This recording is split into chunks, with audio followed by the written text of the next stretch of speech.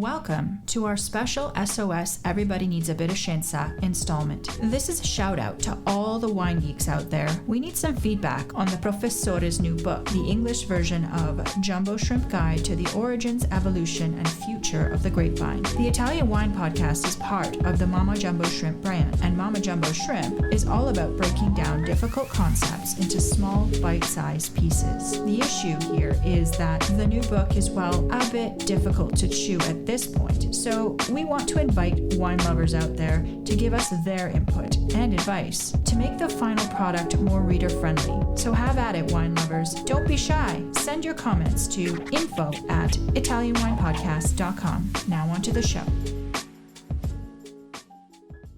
Welcome to another episode of Everybody Needs a Bit of Scienza, the SOS edition. I'm here with Richard Huff.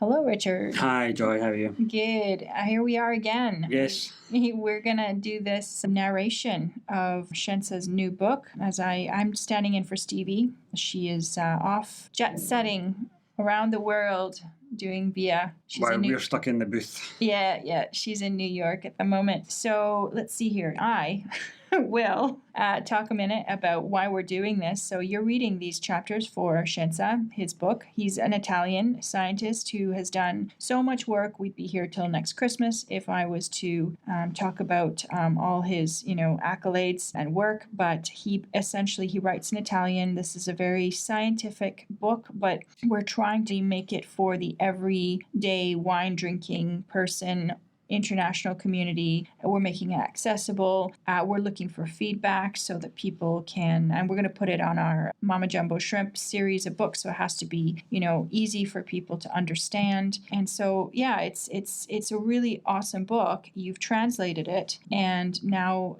we need to make it accessible. So yeah, go ahead and read some of it so that people can hear, and then I'll start talking again. Okay, just to give you some background on this chapter. This is chapter 12, which is provisionally titled Science Skeptics. It's slightly less complex, I think, than the previous chapter, but it focuses on a very topical issue, which is skepticism towards science and towards scientists, mistrust of science. It also addresses the issue of science education and the rapid pace of technological advancement. What has any of this got to do with wine, I hear you ask?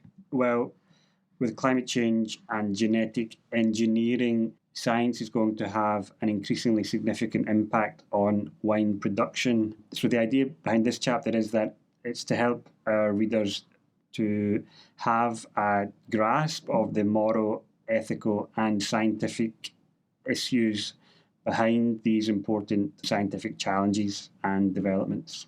Okay, so this is chapter 12, Science Skeptics. Hostility or skepticism towards science, which philosophers more kindly call the criticism of science, has accompanied modern science from its origins, with conflicting attitudes ranging from gloomy prophecies about the end of civilization and, inevitably, the scientific origins of the Holocaust. Regrets about the passing of the Middle Ages as an organic, community-based epoch, and the exaltation of primitive agricultural civilizations or the magical world of alchemy are often evoked, even in our advanced modern era. More recently, waves of skepticism have returned cyclically since the revolt against science of the early 1900s, the era of the romantic rejection of Newtonian science in the 1930s, and the anti-science and anti-modernism of the late 1960s. This skepticism is based on a pseudo-humanistic interpretation of the inhumanity of science, made up of individuals ready to sell themselves to multinationals or as unknowing slaves to power. From this perspective, science is regarded as an ungodly and even Luciferian enterprise that craves dominance, violates nature, and is directly responsible for social exploitation and inhumanity. It is almost as if, in our age of well-being, there is a sense of nostalgia for less comfortable times. Intellectuals have a strong propensity for the unspeakable, and during the last century, they have found themselves in the hands of the vilest political regimes. But the pessimism and the preaching of an imminent apocalypse pays off in popularity. Hostility towards science, so intensely propagated, is now in danger of becoming a common way of thinking. Young people, above all, believe in the sunset of civilization and identify nature with innocence, bringing together, in a hardly novel mixture, right-wing traditionalism and left-wing utopianism. In 1972, the Austrian-British philosopher Sir Karl Popper, although better known for playing down the powers of science, expressed his full agreement with Darwin, stating that science is perhaps the most powerful tool for biological adaptation ever to emerge in the course of organic evolution. Almost a century earlier, Mendel had claimed that genetics was evolution in the hands of man. We have just emerged from a century that has almost always had a negative relationship with science, even if this is apparently paradoxical. The rapid pace of technological advancement has created major imbalances, the effects of which are difficult to absorb in the short term. The flood of inventions and discoveries are a constant feature in our media, with a daily bombardment of new scientific breakthroughs. The results seem for now only partial: genetic recombination, genome editing, cisgenesis, RNA interference, mapping the genome, new fertilization techniques, in vitro cell research, nanotechnology, and new bioengineered products. As to the strategic destination, there is now only one almost absolute certainty. Suddenly, we are on the other side. Why then, at a time when it seems to achieve more spectacular results every day, is mistrust of science growing? In the past, one of the most striking examples of this phenomenon was the suspicion surrounding genetically modified organisms. Now the rift has shifted onto the vaccination issue. In the technological world, the old is generally unusable and inert. It no longer exists. There is only the new, which is full of ideas for the future. The consequence is that the scientific dialogue in many fields of today's research takes place not only among peers, but also between contemporaries. This kind of uniformity also removes geographical distances, making the work of a Milan researcher almost completely indistinguishable from one in California.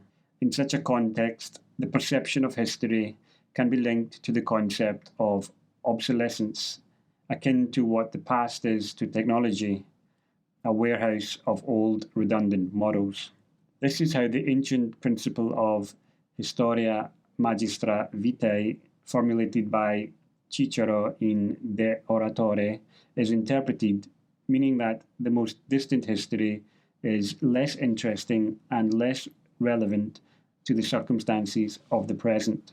This has led to the revision of history of literature or history of art programs and put in perspective their expected reduction. The syndrome we are now experiencing is the mirror opposite of that suffered by classical antiquity. Then it was the technology that did not keep pace with the leap forward made in other fields of knowledge, including philosophy, law, art, and the ideas of democracy that shaped civilization. Today, we risk being crushed by the opposite imbalance, a technological surge that cannot find a cultural and social framework capable of bearing its weight.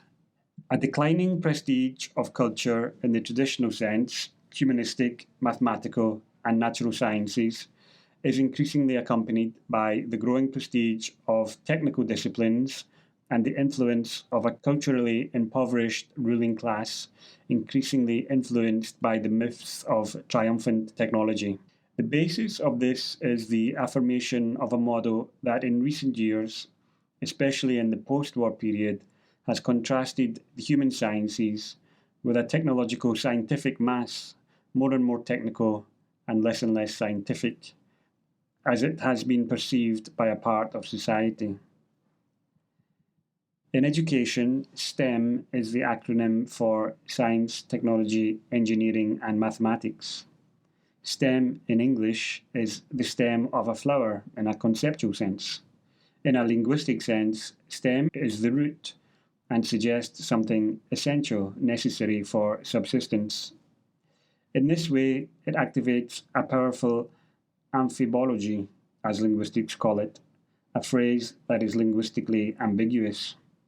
In fact, the acronym developed by the American National Science Foundation in the 1990s for a program dedicated to the enhancement of certain scientific and technological subjects in schools, which primarily involved the training of 100,000 new teachers in the fields of science, technology, engineering, and mathematics, to replace retiring baby boomers who had been ill-equipped for this kind of teaching. In those years, Farid Zakaria wrote in the Washington Post, "A liberal education centered on the liberal arts in the sense of the humanities is irrelevant. Technical education is the new frontier," before adding, "The United States excelled in economic dynamism, innovation, and entrepreneurship thanks to the educational system that we would now like to oust." Similarly, the Japanese government in 2015 announced in very explicit terms its intention to drastically downsize the humanities faculties in favour of disciplines that would better anticipate the needs of society, a position shared in England, which in 2014 defended STEM as it created more opportunities for young people and opened the doors to all types of careers. It would be illusory to think that the sacrifice of humanistic culture on the altar of the urgency of technological primacy is the immediate and logical consequence of the social development in the West. In reality, this sacrifice is also realized in the closed regimes of the Islamic theocracies. You cannot avoid the issue by trying to suppress the power of technology. Instead, it is necessary to gradually adjust to the new reality, to establish cultural, political, and moral framework capable of absorbing the impact of change without political or ethical delays. Politics is in crisis because it feels that life is eluding it. It is technology that determines our way of life and shapes our standard of living. Politics lags behind, failing to understand a revolution in which it is a mere bystander. That's actually that was a good chapter. I like that. Yes, it really raises some really interesting and really topical issues, quite challenging as well in some respects. So yeah, I think it is one that's going to hopefully provoke some conversation and some feedback. What do you think about his style of writing? Yeah, that's a good question. I mean, he has a very particular style of writing, which, without wanting to court controversy, is probably quite common in the academic world and certainly in the Italian academic world. And that's fine, that's great. But obviously what we're trying to do is to create something that is more digestible. So the question is whether we need to be more explicit in making some of these arguments and make them even more digestible, I suppose, for a wider audience. Yeah, that's exactly it.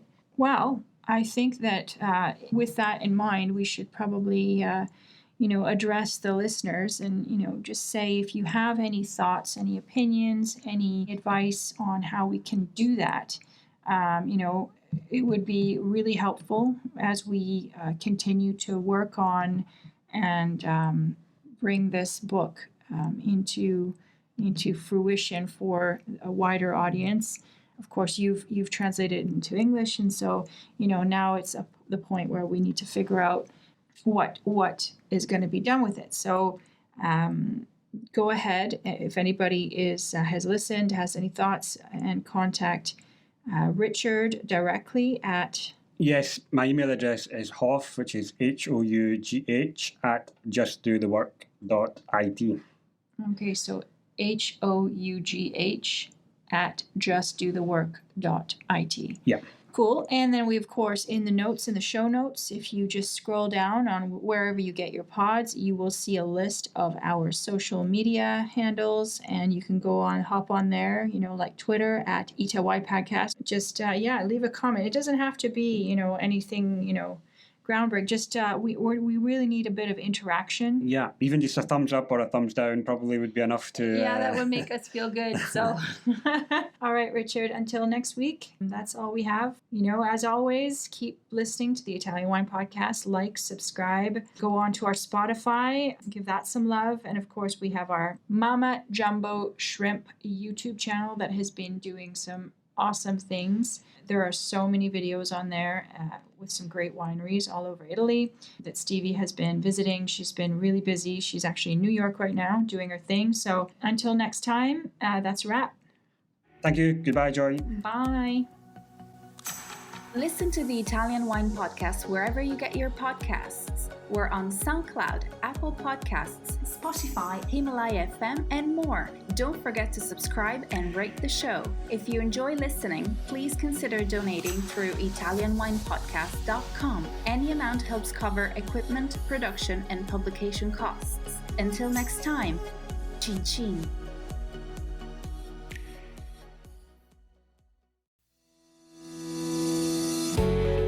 Hi guys, I'm Joy Livingston and I am the producer of the Italian Wine Podcast. Thank you for listening. We are the only wine podcast that has been doing a daily show since the pandemic began. This is a labor of love and we are committed to bringing you free content every day. Of course, this takes time and effort, not to mention the cost of equipment, production, and editing. We would be grateful for your donations, suggestions, requests, and ideas. For more information on how to get in touch, go to ItalianWinePodcast.com.